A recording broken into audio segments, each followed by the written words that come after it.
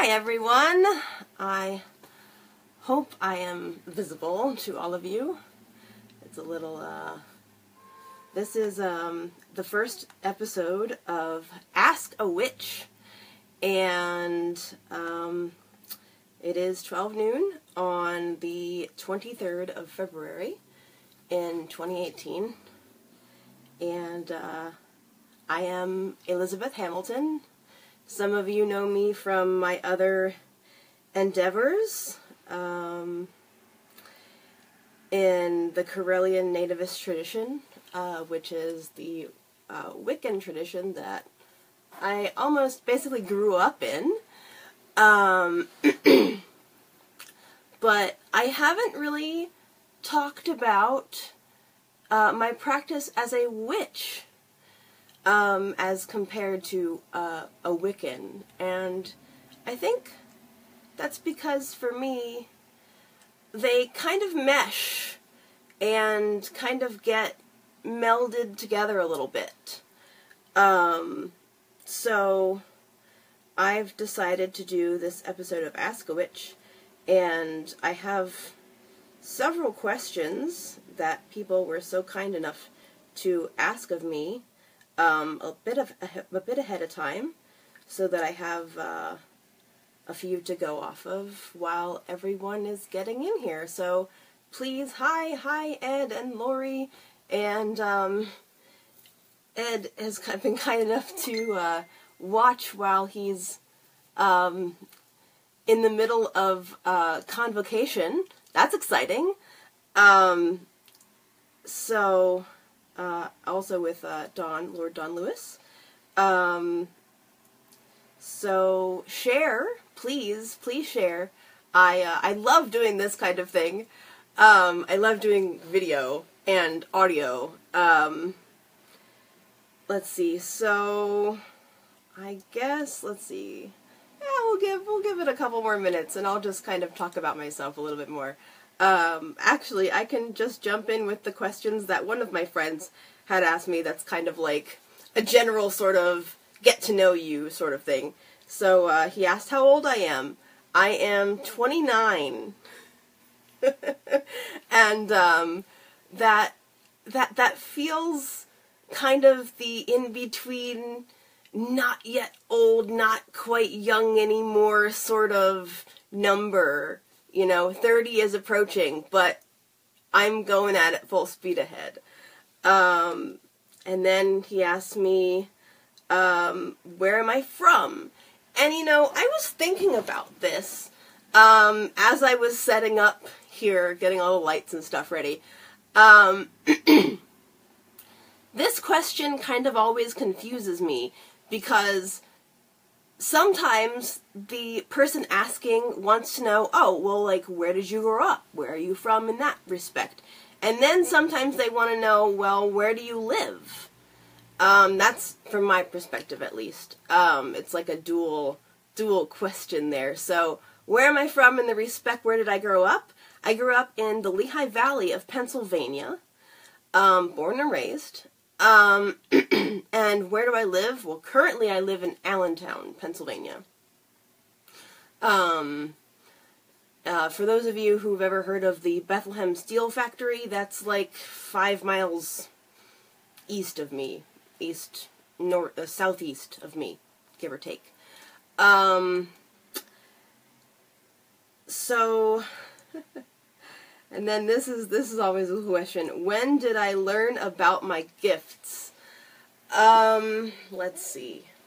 For those of you who don't know, I am a clairvoyant in the sense that I can sense spirits from the other side and interact with them, and gain information from them through, of course, it's through my filter, because every human is a filter.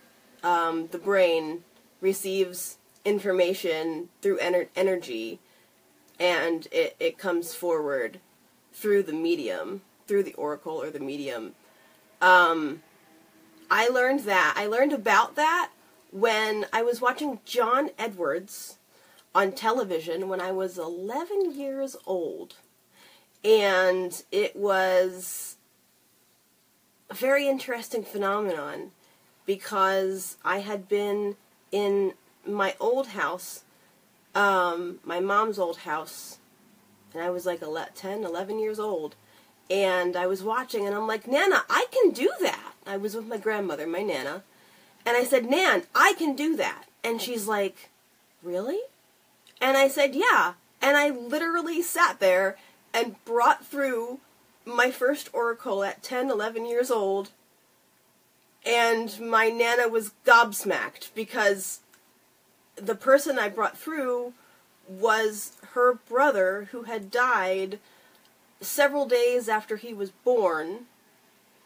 And the proof that it was him, that just wasn't me making this up, right, was he told me about the car that she had driven up to Lake Erie, and about her and her friends after prom that they had taken this car up there for like a drive. And I had predicted the birth of my brother, my youngest brother, Nate. And basically he was saying, her brother who had died was saying, happy birthday. And I had not been told that my mother was pregnant at the time with my youngest brother. And my Nana had never mentioned that this sort of gift runs in our family. So that was quite interesting, and, ever since then I've kind of been, diving in and trying to learn more, in the years since, on and off. And then it got really serious about when I was about 15, 16, which is when I discovered witch school. Hello, Mary, and to the 10 other people or so, plus anyone looking over shoulders, on this live feed right now. I have a few other questions from folks, and then I'm going to take live questions, so listen and think of anything that you would like to ask me. The other question that my friend had asked me as sort of like a get starter question is, what gets me excited about life? Oh my goodness. Potential. There is so much potential. I can do anything. Think about that. You as a witch, me as a witch, I can do anything. It's simply a matter of time and resources in order to do those things that I might want to do. For example, one of my big projects right now is I've started a business, Witch and Famous Agency. And I think I'll talk a little bit more about that later, perhaps. But, this started at the beginning of January, at the end of last year, beginning of this year. And there's the sky is the limit of where I can go with that. And that's really, I sit back every time I think about that, and just, it's awe-striking. It strikes me as kind of this unbelievable yet believable because it's real kind of thing, What else gets me excited about life? My friends, my family. When I was growing up, it was one of those situations where, I wasn't the most popular kid in school, and I didn't have a lot of friends in school, and everyone would tell me, all of the adults in my life would tell me, well, just wait, just hold this out, wait it out, ride it out, Liz, ride it out, Elizabeth, because you'll make your friends after school. But at the time, I didn't have the reference of after school. I didn't have the reference of what I would be doing with the rest of my life after I got out of school. It's kind of like when an adult tells a little kid, no, enjoy being a kid. you really don't want to know what it's like to be an adult, because then you have all these responsibilities. But they don't have that frame of reference to understand why the adult is telling them, listen, enjoy your childhood. It's not roses and buttercups. Like buttercups and, I don't know, whatever else kind of metaphor you want to use for being really super awesome with, like, no hardships or whatever. So, you know, that, I wish that I would have had that frame of reference, because now I have lots of friends. I have lots of people that I know and I love interacting with, and I bet you a lot of you are watching. I don't have, like, a list of everybody who's watching, but if you are, give me a shout out. Say hi that you're here. Aisha, I just saw you join. Hello, darling. Aisha is one other witch to watch. She is going to do phenomenal things. She's already doing phenomenal things. She is, rock star.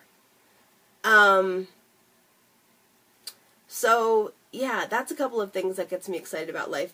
Another thing that gets me excited about life, it's coming soon. It's called spring. Spring and summer. This witch's favorite seasons. Excellent. Oh, Aisha, you are so very welcome. You deserve all the respect. You are just, folks, if you don't believe me, don't take my word for it, okay? Go check out what Aisha has been doing in the Carillion tradition. Go to her page. Go to her temple page. Aisha, what is your temple? Again, I'm sorry, I'm having a blank.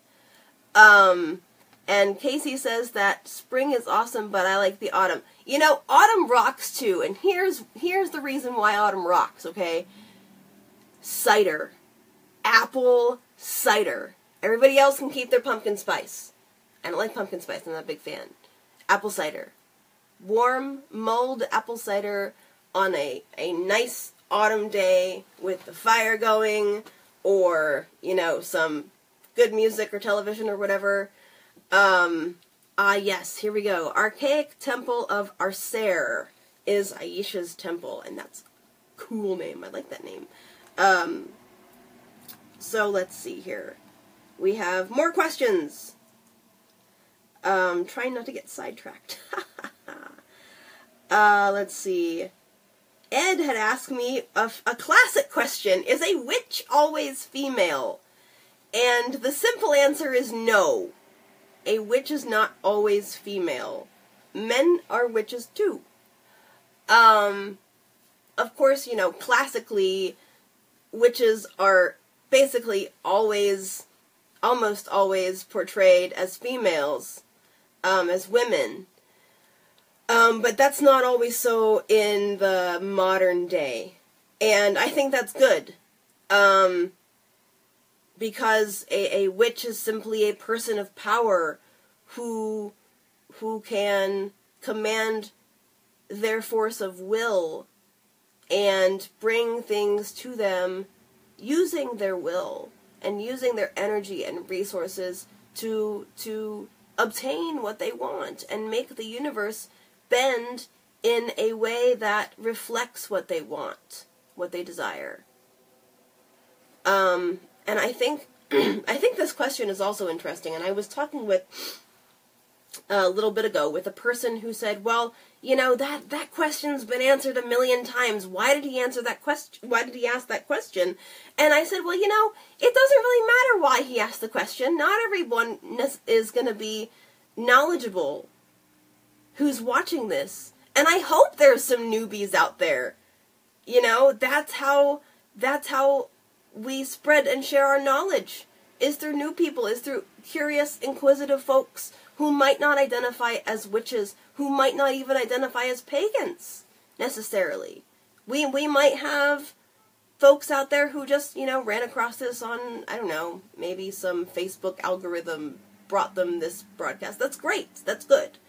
Ask your questions of me in a little bit.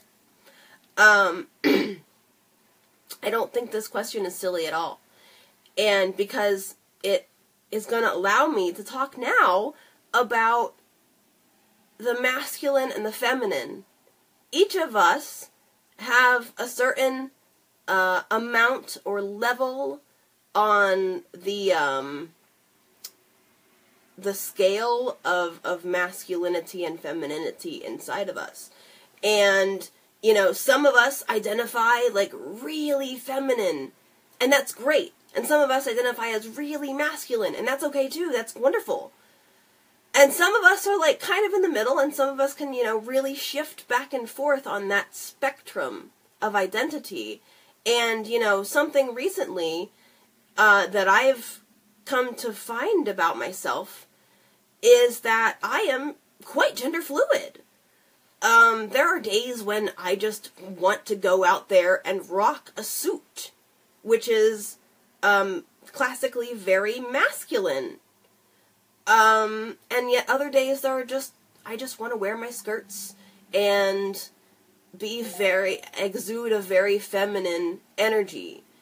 And, you know, even when I'm rocking that suit, I do have a feminine air, but there's also that very masculine presentation when I do that, which I find really cool, actually. And so, you know, this path is about self-discovery. This path is about gaining knowledge, not only about yourself, but about other people and their practices. And that's one of the reasons that Ask a Witch is here, so that you can ask a witch your questions. Sonia has a question there. Do you feel being a witch is something you can just do and learn, or do you feel the witch is already in your being? Both.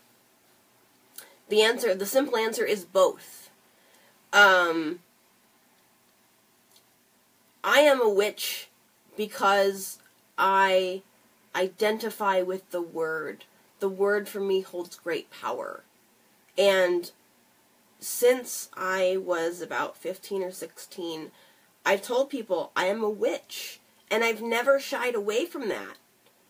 And, you know, I've always carried it with me. It is part of my identity as a human being.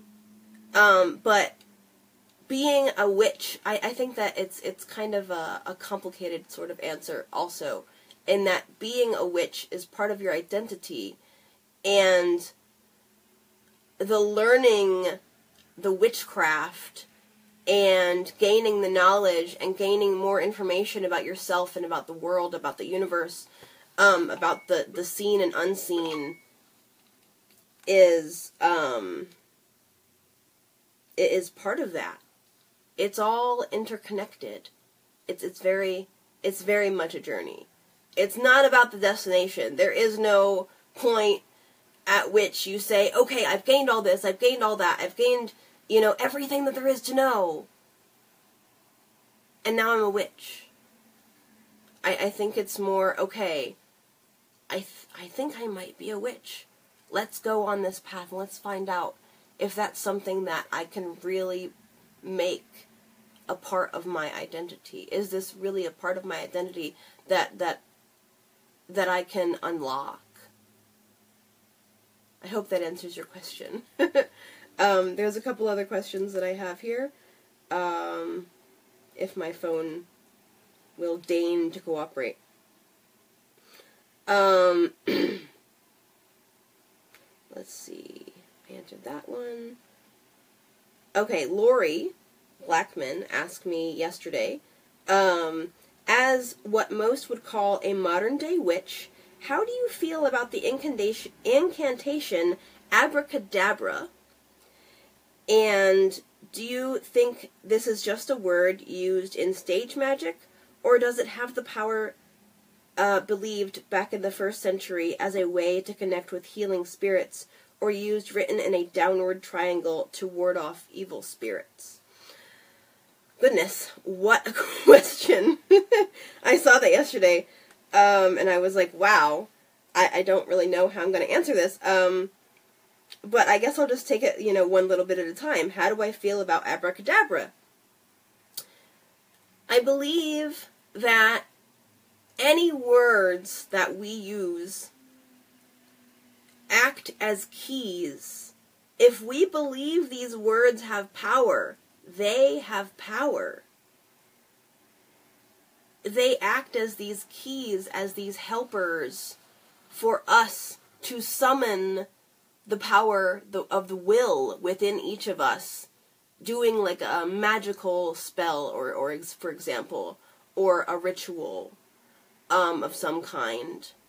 Hi, Isabella! She's my friend from UK.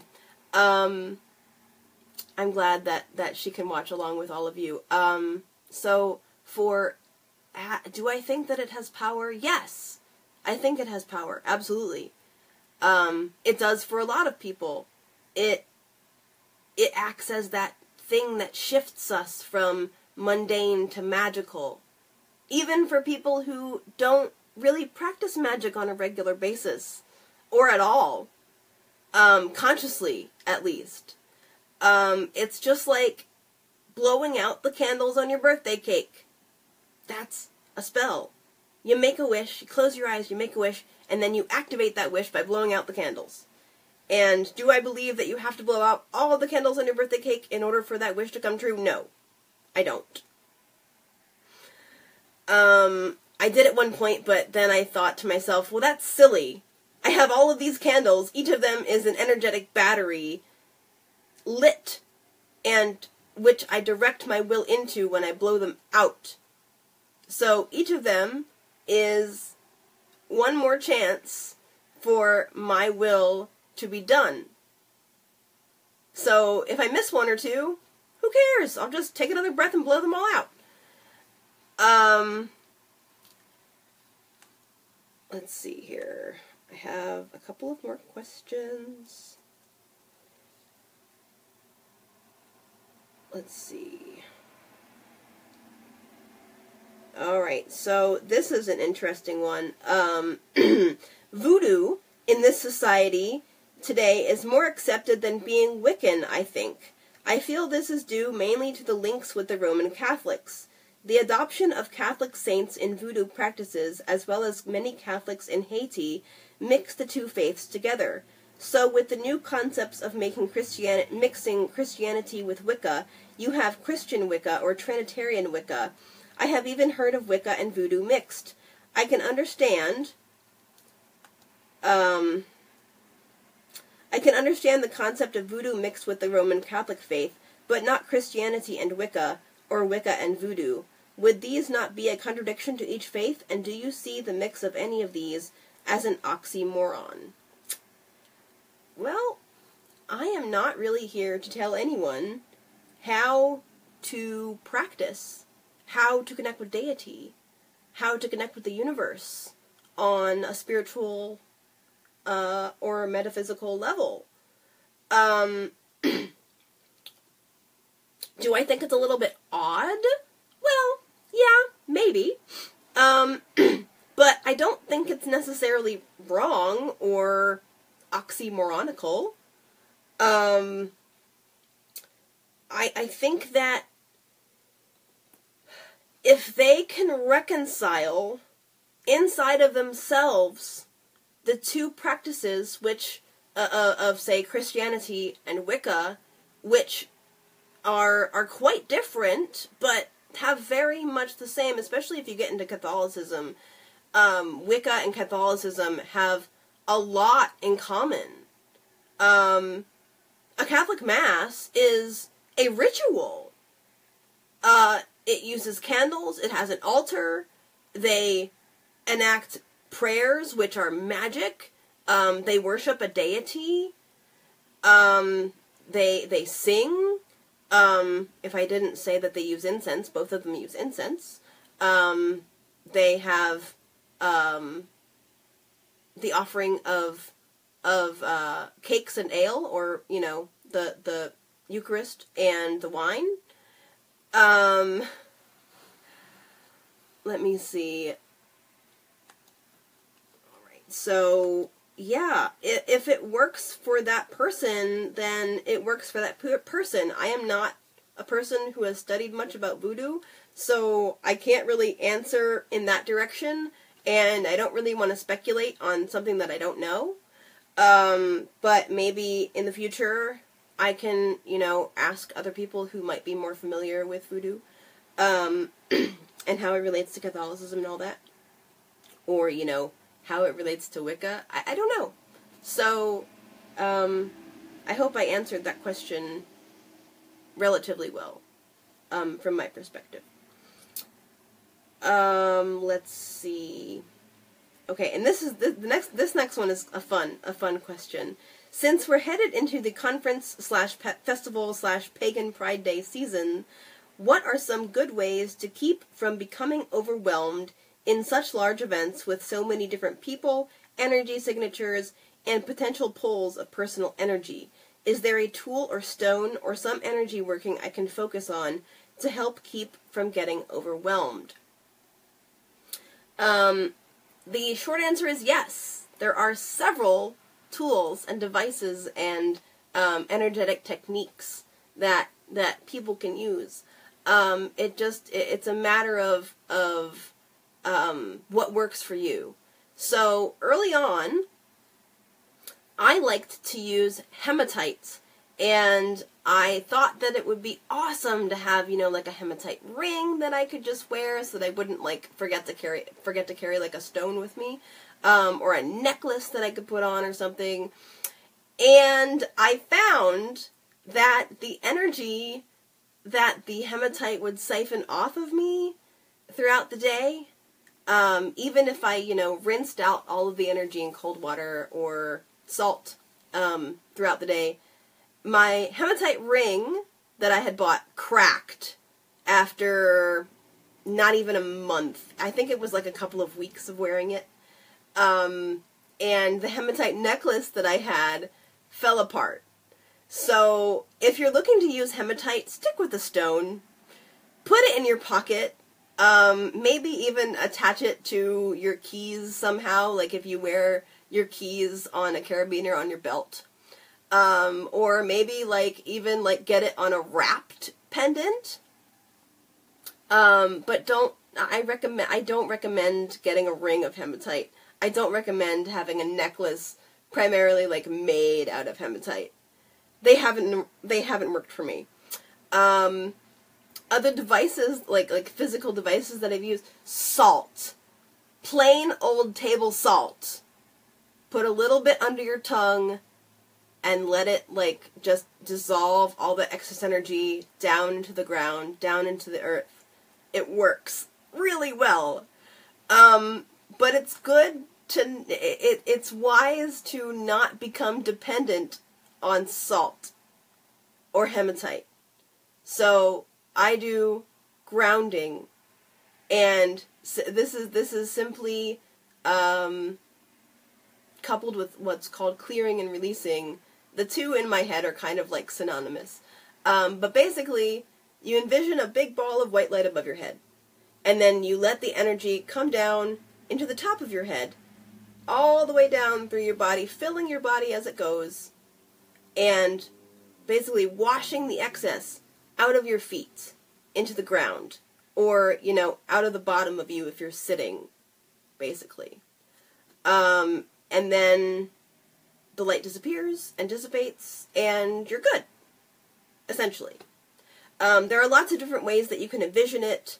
You don't even necessarily have to envision it. You can feel it. And that's basically, how I do things. I don't really, see them necessarily like I'm seeing myself on my iPad right now. But I feel it. I know it. I will it. So if it works for you, it works. Don't get caught up in oh, I have to see it or it's not working. No. Let's see. What other things? Sometimes drinking a glass of cold water works for me. And also remembering to eat. Because, when you're at a busy festival, you might be so intent on interacting with people and looking at all the things and experiencing all the workshops and stuff that you might just forget to eat. And forgetting food is quite grounding. That's why after rituals we have feasts, like a potluck or something, right? So food. Let's see. I think that kind of answers that question in its entirety. Let's see. Is there a tool or a stone or some energy working? Yeah, that would be. I think I answered that well enough. Let's see. I think I answered all of the questions that I had in the backdrop. Let me see if there's any in my instant message. Okay, so a friend of mine, before we started, asked, can the gods be individuals with, while also being part of a larger whole sort of deity? And in my perspective, yes, they absolutely can. It's just like humans can be each individual, while also being part of a larger group, called humanity. Or, even smaller groups, like, for example, witches, and pagans, and insert other label here, female, male, gender nonconforming, gay, straight, bi, whatever other kind of label. Labels are, simply something that the human mind uses to help us understand and compartmentalize. So my answer shortly is yes. Okay, so let's see. Someone is telling me that Mary has a great question. So Mary asks, or says, I don't use any tools such as a pendulum, boards, because I feel I have a very strong spirits behind me. Would that elevate any energy increase or activity? I'd love to connect on a personal level. Just a bit wary because I'm self-taught and I don't have any coaches. Let me see. Okay, so I think the question is, would using tools increase energetic activity or spiritual activity?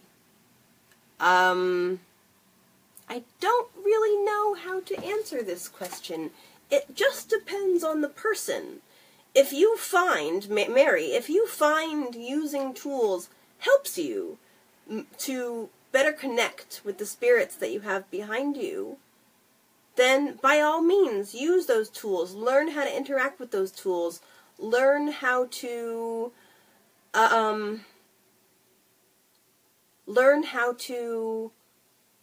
how they interact with you through those tools. Because the tools, such as pendulums, tarot cards, other divination decks, crystal balls, tea reading, palmistry, runes, whatever other method,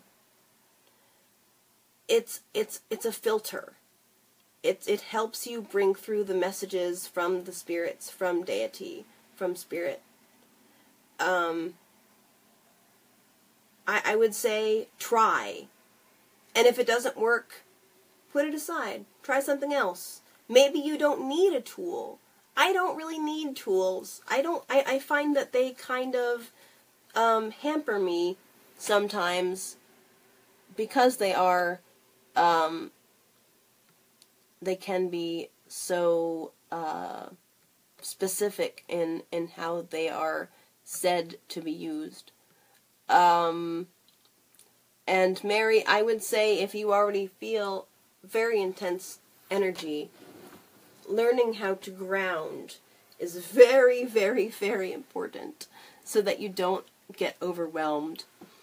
And And also, something that I learned very early on when working with spirits and bringing through their messages is that you have to create a barrier that says, okay, I'm giving you my time, but I won't let you overwhelm me. At one point, all of them rushed in on me and started asking all these questions at once, and they wanted all of my attention all at the same time. So something that I learned was to say, hey, queue up. Get in a line, one question at a time. I'm not Superman. And they listened. Because I told them to listen. Because they knew that in an instant, I could shut it off. And you have to learn that sort of mechanism to deal with them, or else they can get kind of pushy. That's just from my perspective. That's what I found. Let's see here.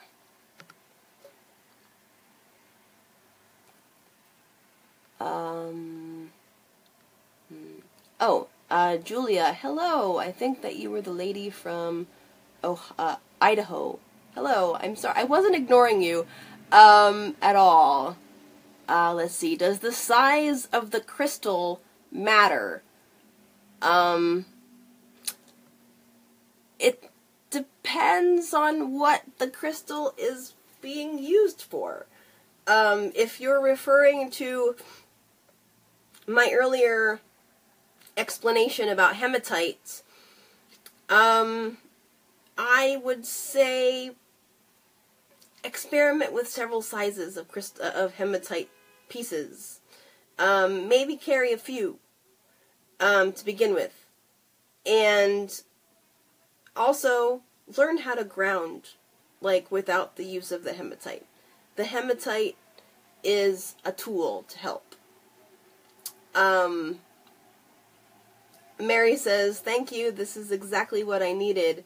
And Mary, I'm so glad that I could help. This is what this Ask-A-Witch is for.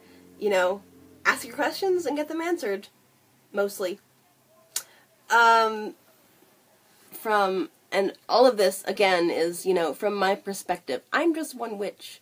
There are lots and lots and lots of us out there. And I'm looking forward to seeing more witches come on the Witch School page and do their own Ask-A-Witch sessions.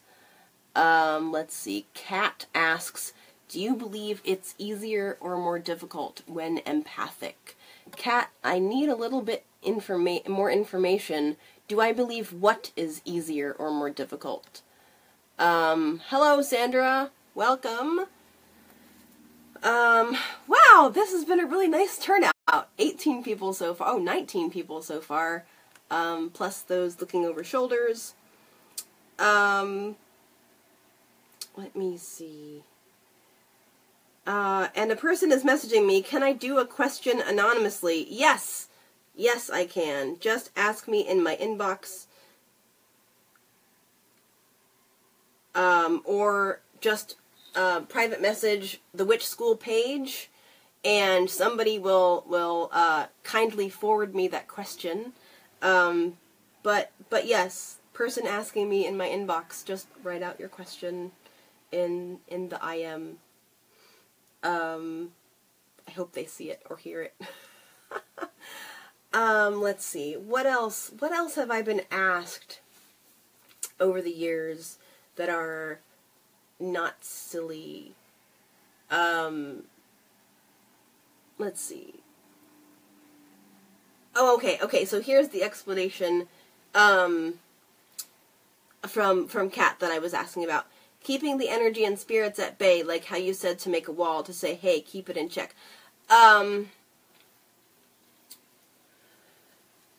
When you're empathic, I think that it might be slightly more difficult. I'm empathic, so I really don't know what it's like to not be empathic. I simply know that, hey, if I get overwhelmed, I'm not going to be able to interact with you guys because you're going to overwhelm me, and I'm just, not going to be wanting to bring you guys through. to have interactions with you and to answer, questions from whoever else is in the room. Questions of spirit or spirits.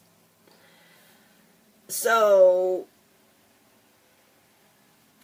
it might be difficult at first, but practice makes more perfect. Sorry, I have a sneeze. Okay, or not. I hate when that happens. Let's see.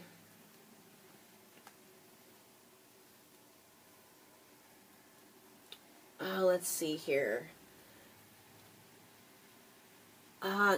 Kat says, I am as well. I get all shaky and I don't know how to keep it in check.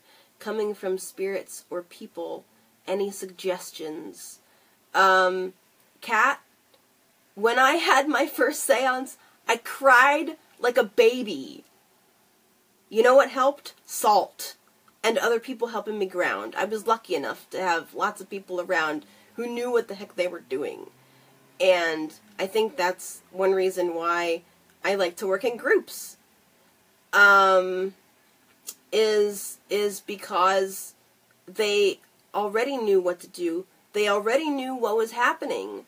And they could then help me. We had like 2 or 3 salt shakers on the table for people who felt overwhelmed. And they gave me salt. Put it under your tongue. Relax. Breathe. Ground.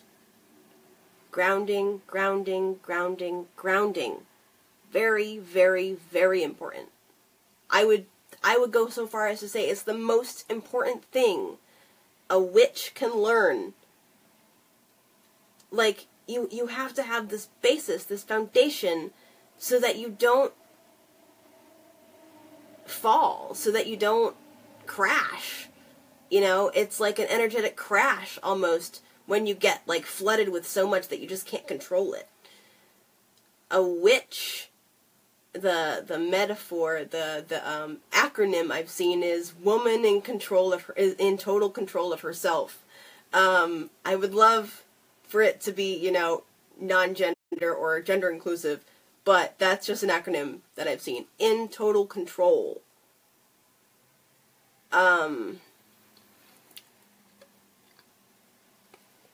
Let's see. Hunter. Fantastic thing here. For someone like me with Asperger's who's been on lots of meds growing up that have ended up dampening / locked in a lot of my abilities, what would you recommend as a good way to help undo the damage from the meds? Okay.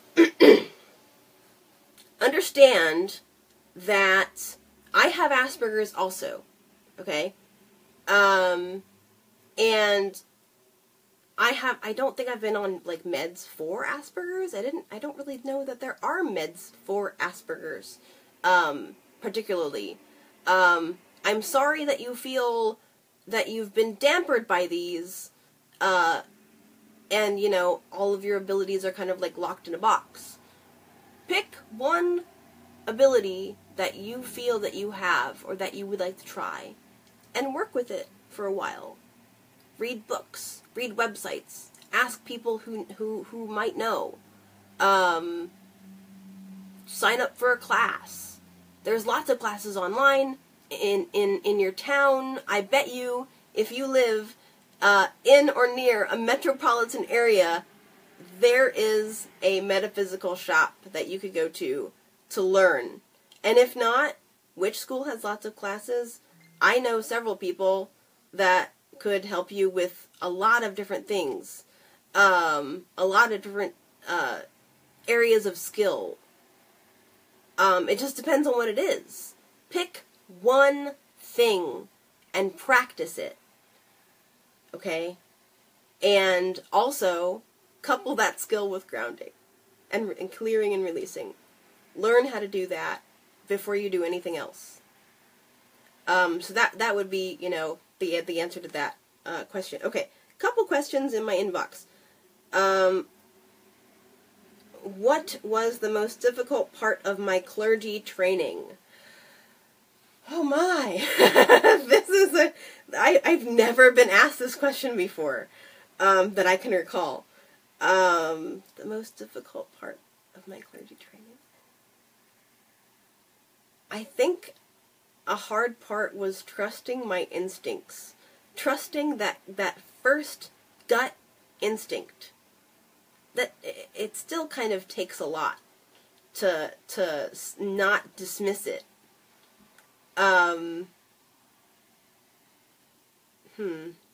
What was another difficult part?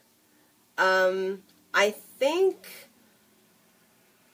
learning how to be patient with myself. Going from being a dedicant to a first degree initiate took a year and a couple of months. Going from first degree to second degree took 6 years. And going from second degree to third degree took like 2 years, I think. 2 or 3 years when I finally got on the roll. So learning to be patient with the process and to understand that deity, spirit, goddess, whatever else you might want to call whatever, cosmic energy is out there, that they will guide me and they will open the doors when they are ready on my journey to introduce me to new things, to new people, to new ways of doing stuff. When I'm ready. It's a process. You have to go through each step. It's like learning math. Okay? You need the foundations of addition and subtraction, division, multiplication, before you can get into things like trigonometry and algebra. If you don't have those basics, the higher stuff, the more complicated stuff is going to fall apart. You're not going to understand how to do it. And, it's a lot more complicated than math, the whole spiritual journey. But that's a simple explanation. All right, let me see. Another question in my inbox. I love these questions. This is really fun. Let's see. So, an anonymous person says, I want to do a spell to bring more people into my life. I'm nervous because I don't really know what it is I want to bring in. To bring in love into my life once and royally messed it up, probably because I lacked focus in the same way and it brought a lot of chaotic energy in and messed some stuff up. Is it possible to do a spell to bring more emotional closeness into my life without a specific focus?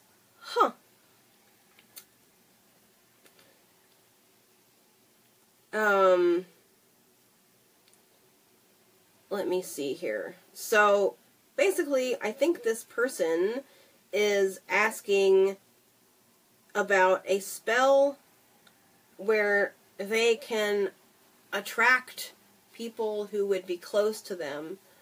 Oh, and they are rewriting something here.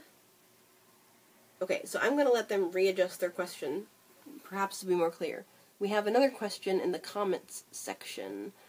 Mary asks again, when I am beginning a spell before anything, I already feel heavy-chested just by gathering my candles and herbs. I start feeling panicky at times, and I can feel the energy in the room. I can hear the energy. I try to ground myself, but sometimes it's a bit overwhelming. How do I take control? Take a step back. Ground some more. Ground and ground and ground and ground. Use various methods of grounding. Drink some water. Put a little bit of salt in the water. Maybe don't have so many candles, because candles are batteries. They are energetic batteries. Okay? They are potential energy the wick is the potential of energy surrounded by the wax, which allows the wick to burn off and become kinetic energy or used energy, providing you with even more energy. So maybe you have too many candles in your workings. Maybe you should find a scent that you find particularly really relaxing. First thing that pops into my head is lavender. I love lavender. Helps me go to sleep like that. Don't use essential oils on your skin unless they are cut with a carrier oil. Because some of them, especially like spicy ones, can burn you. Don't use pure essential oils on your skin. By the way, I'm not a medical practitioner. I am not giving medical advice. Talk to your doctor. Let's see. Perhaps also you might need to simplify your workings. Perhaps you don't need to use candles. I don't really know what else to advise. You just need to relax. I know it's easier said than done sometimes, especially if it's like a something that you've been looking forward to, like your favorite way of working, or something that you've been planning for a really long time and you want to get it just exactly perfect. Nothing is going to be exactly perfect. The universe doesn't really work that way.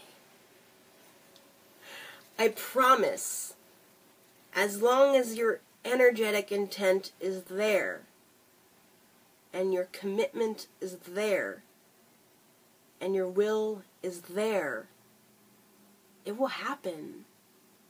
Remember, the simplest spell is a birthday wish. Light a candle, close your eyes, think about what you really want to bring to yourself.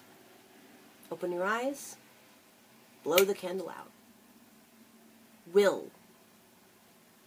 Number one thing. Let's see.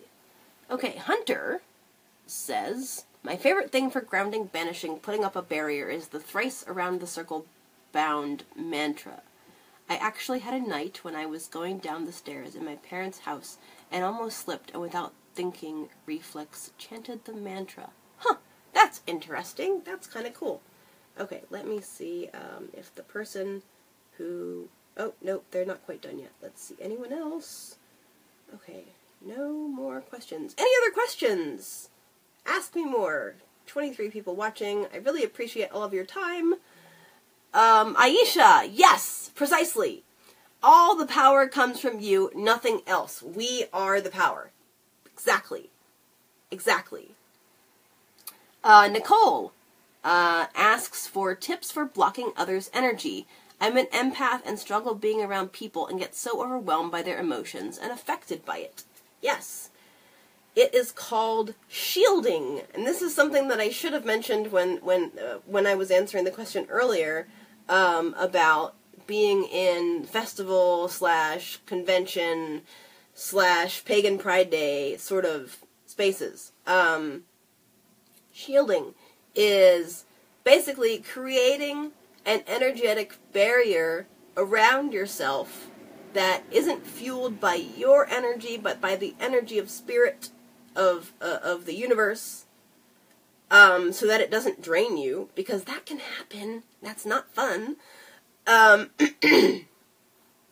Basically, it's like envisioning yourself in a clear sort of, I look at it like as a flexible plastic almost. You know, it's not like blocking people off like with the intent, oh, I don't want to talk to you, or I don't want to get too close to you, sort of thing. You can make that happen. Like if there's somebody that you really don't want to talk to, you can kind of like put your will out there and make it a wall and be like, nope, don't come near me, please. But generally, if like for a general shield, bring down energy, bring it down to heart chakra here, and then push it out and create a wall and let the wall go up and around and behind. And then down to the ground so that you're kind of like walking on it. And make it become like this solid, clear shell. Some people say that it's cool to make it like kind of like a mother of pearl, because mother of pearl has this special energetic interaction, but like, you know, the devil's in the details, as they say, right? Simple. Try different things. See what works for you. Intent. Will. That's the thing. That's the nitty-gritties.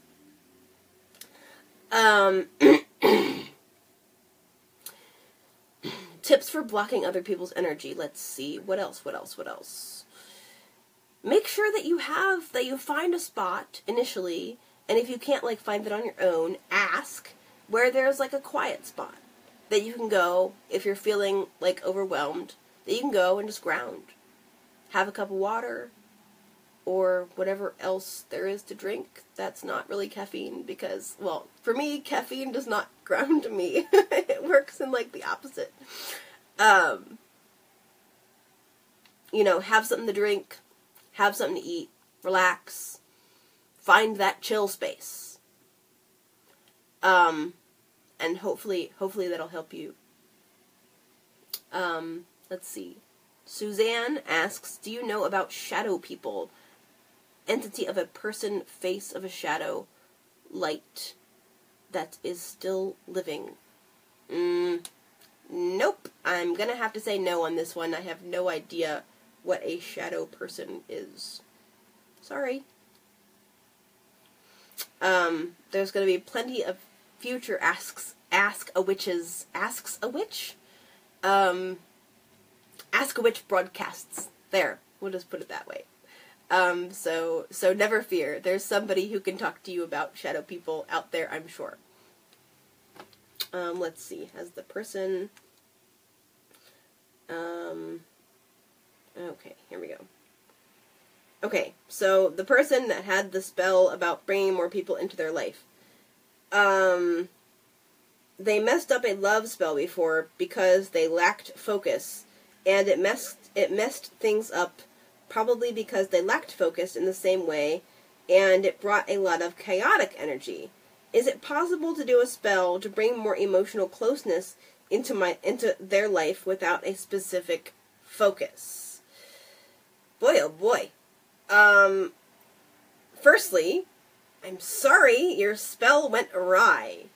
Love spells in general, for those of you who are watching and, you know, want to do a love spell, you really don't want to do a love spell.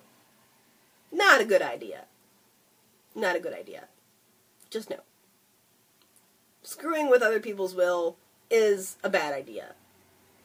Not only because of moral reasons, but for just general karma and unexpected results.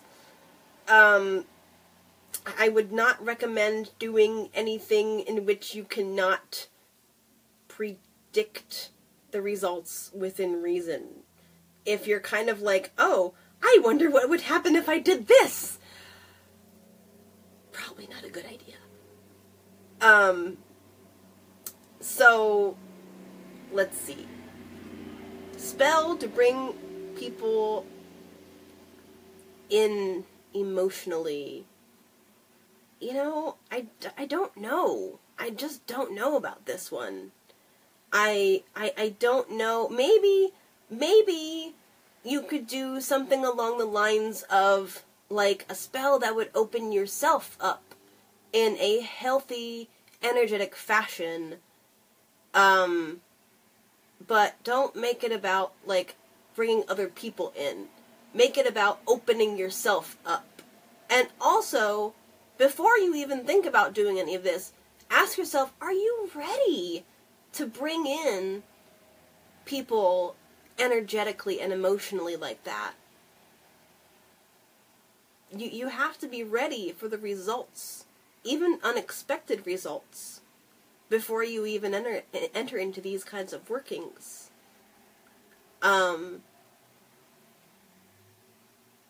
So, yeah, just, I would need to know more to be able to give any kind of advice further in that kind of area, but we can talk about it later. Maybe off the broadcast. Let's see here. Let's see. Oh gosh. Mary, I do not think that it would be a good idea to do love spells for people, for money, for people, period, let alone for money.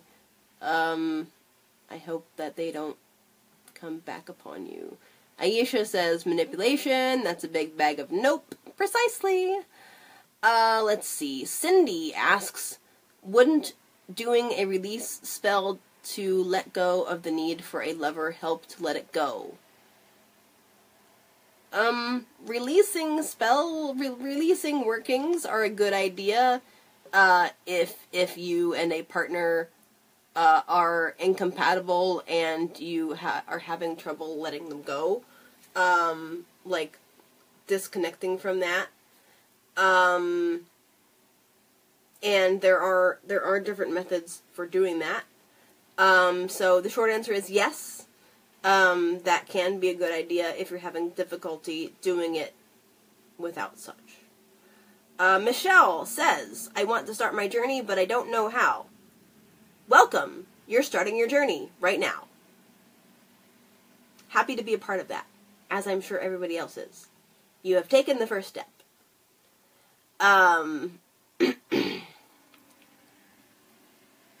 Let's see. Connection is not good, but I will ask, what does it mean when a bat comes into your home, and do you leave it there since it is in an area where you are, and is it safe? Bats can harbor all kinds of diseases and stuff. I would remove it from your home. Bats don't belong inside, unless it's like a bat in a belfry or something, or in a barn where no humans, like, go regularly. Yeah. Please remove the bat from your home. It doesn't belong inside. Let's see. Nicole, thank you for watching. Oh, Mary, I misunderstood. Okay. She was referring to, she does spells to attract money to her.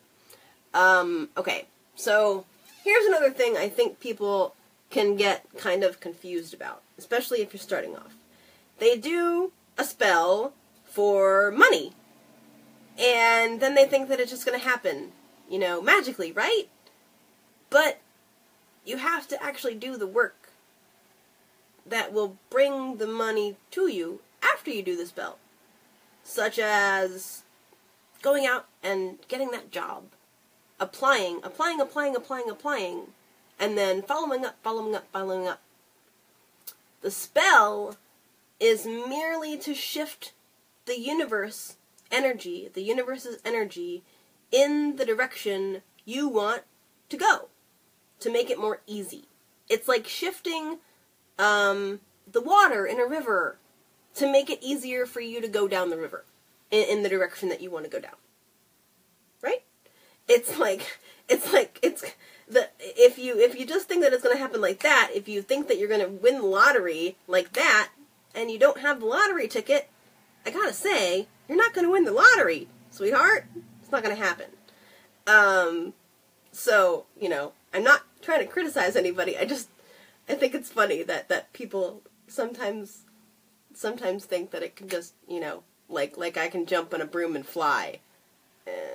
Physics, darlings, physics. I'm not that good. Let's see here. Let's see. Oh, hi, Gary! How are you? I am so glad you are watching. Gary is a wonderful friend of mine. He is a brother. Amelia said, read ravenously. Yes. Very, very, very good suggestion. Read. And keep in mind, when you read, don't take what you're reading as gospel. We don't have one way to do it all, kind of thing. Find out different things that work for you. Follow the path that attracts you and leave the path that you're going down if you don't find that it's enriching your life. If you don't find that it's benefiting you anymore. Don't be afraid to leave for a different path. Don't be afraid to widen your avenues of walking. Be cautious, yes, but caution is not necessarily fear. Nicole asks, don't we all just wish we could jump on a broom and fly off? Yes! I think a lot of us wish that sometimes. But, you know, I would rather just, you know, be able to close my eyes and be somewhere else when I open them after willing it. But, you know, if you think about it, we kind of do that already with the internet. I mean, I'm in each of your living rooms or offices or wherever you're happening to sit right now, watching me. I could even be, like, on a train if you're watching me while you're commuting. Isn't that cool? I think that's awesome. I love the internet. Internet is magic, baby. Let's see. Acknowledge that finding a quarter on the ground counts as you finding money. Yes! Yes! And that is why you need to set your intent and be specific about your intent.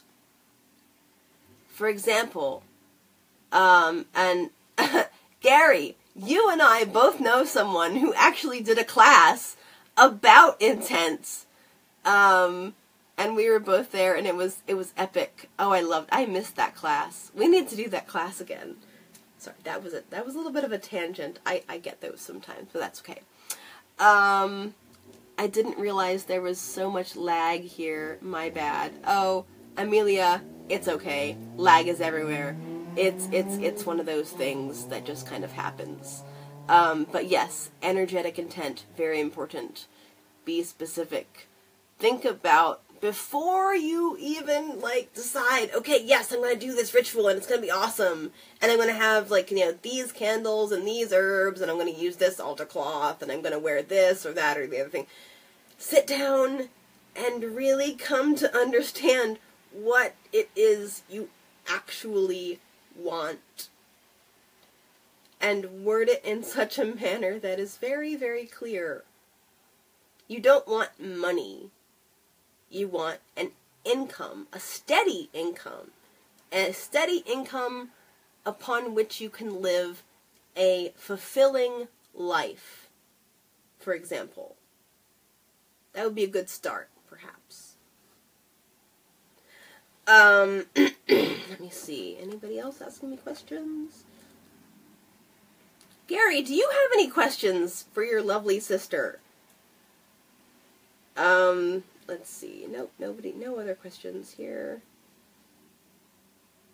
Which school? Nope. And if there are no other questions, then I am going to end very soon because I've been on quite a while. I've been on over an hour. It does not feel like an hour has gone by. Let me see. You guys can tune in sometime next week or the week after. I think it's going to be like next week. My good friend and brother Phoenix Williams, who is a witch and a high priest, will be doing an Ask a Witch relatively soon. Probably next week. No promises, though. He might get busy. He's a very, very busy person. He's amazing. You should check out, I think it's been shared with the Witch School page. Check out down below, a few days ago, he did a Mars oil making demonstration type thing and explanation. It was wonderful. Wonderful. Go check that out if you need some Mars oil or are curious about what is Mars oil. Do I have a set schedule, like for doing Ask a Witch? No, there is no set schedule, for Ask a Witch. basically, how it works is if you are a witch or witchy type person, and we can even do, like, you know, Ask a Witch pagan episode if you don't necessarily identify as a witch. Then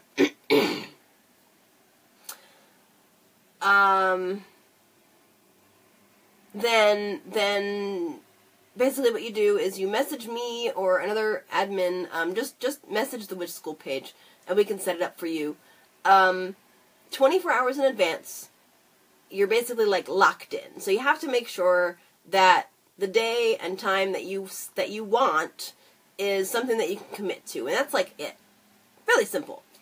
Thank you, everyone. I really appreciate all the positive comments. I'm so glad that this went so well. Gary, I would love you to do one sometime. That would be awesome.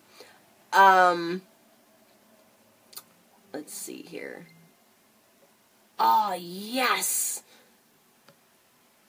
Let me see. Can I explain paganism to Nicolette? Paganism is a very deep well, and I don't know that I necessarily have time right now to explain paganism. Paganism has different definitions to different people, but to me, the term pagan is an umbrella type term that encompasses different paths, different spiritualities, different ways of living and being, that are outside of my, outside of the book religions, quote-unquote book religions, Abrahamic religions. So, you know, this can, I'm not going to list, like, what religions or spiritualities that I think are pagan, because I might offend some people. But yeah, so, do research. Go online. Look up, you know, dictionary.com/paganism, or, you know, dictionary.com, enter, and then type in paganism, and kind of get a feel for that sort of thing. But take it with a grain of salt if you're looking in the dictionary for these kinds of things. And, you know, just do a general Google search. What is paganism? A person who has been asked to do Ask a Witch in the future said that they will take that question on her session when she gets around to it. I'm not sure if they want me to announce their name, so I won't announce the name. But just stay tuned and, you know, follow and like the Witch School official page. And please share this with your friends. It's going to be on the internet forever. Oh, one last piece of advice. If it's on the internet, it is on there forever. Do not do, say, or put up anything on the internet that you do not want the entire world to see at some point. Let's see. I feel cursed or that something is going on with me since birth. How do I break the cycle? Stop believing it. Feel blessed. Do things in your life that make you feel blessed. Do a ritual bath. Do meditation. Do grounding, clearing, releasing, and shielding of yourself every day on a regular basis, preferably at the same time, or the same chunk of time, morning, afternoon, evening, like when you first wake up, when you're getting ready for bed, something along those lines. Do things that attract positivity to your life. Basically, just start. When is a good time to start? Now is a good time to start. Not tomorrow, not next week, not on the next full moon. Now. All of those specific things that we use are just tools. But honestly, we are will. We are the source of change. Like Aisha said earlier, we are these things already. We don't need all these fancy tools. I really don't need that altar up there. You know, I really don't need the robes that I wear. I really don't need like a wand or a crystal ball or any of that. It's good to have to start because it makes you feel powerful. It brings out the energy inside of you that already exists. It makes you feel more as if it's possible. But just know that it is possible. Know that you could be outside penniless and you could still do magic. You could have not a single cent to your name. You could have the clothes on your back and a couple dollars in your wallet and yet do magic. You don't need any of the accoutrement. Trust me. Been there. Done that. Not necessarily, you know, with just a couple of dollars in my pocket and nothing else, but pretty darn close. Break the cycle today. Will it today. Okay? You can do it. I believe in you. But you need to believe in yourself. Let's see. Do witches or you believe in an authority outside of themselves? Yes. Governmental law? Don't break the laws of the country in which you live. Please. I don't want to see any of you go to jail. Let's see. I think that's all of the questions that I'm going to take. I'm kind of running out of steam. I loved this. This was really a lot of fun. Thank you all for attending. The person, by the way, who is going to take that question about what is paganism, for the person who asked, that would be Lori Denman. She is a very, very, very wise woman. She is a witch, a Wiccan, a Corellian, archpriestess. Very, very amazing. Very, very fun to talk to.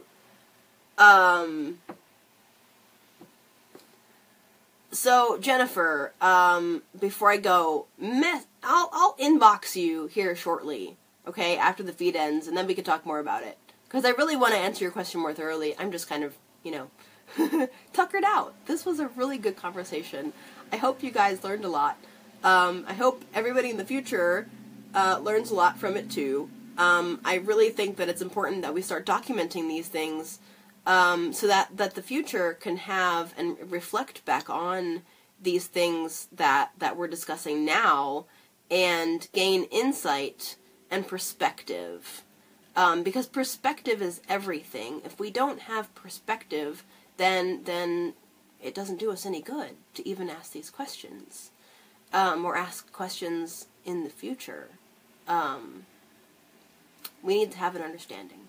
So, I thank you, everybody, and blessed be, and I hope you have a lovely day, a lovely week, a lovely year, a lovely decade, and I will be on sometime in the future again, and so will several other people. So yeah, this has been the first episode of Ask a Witch. Bye, guys.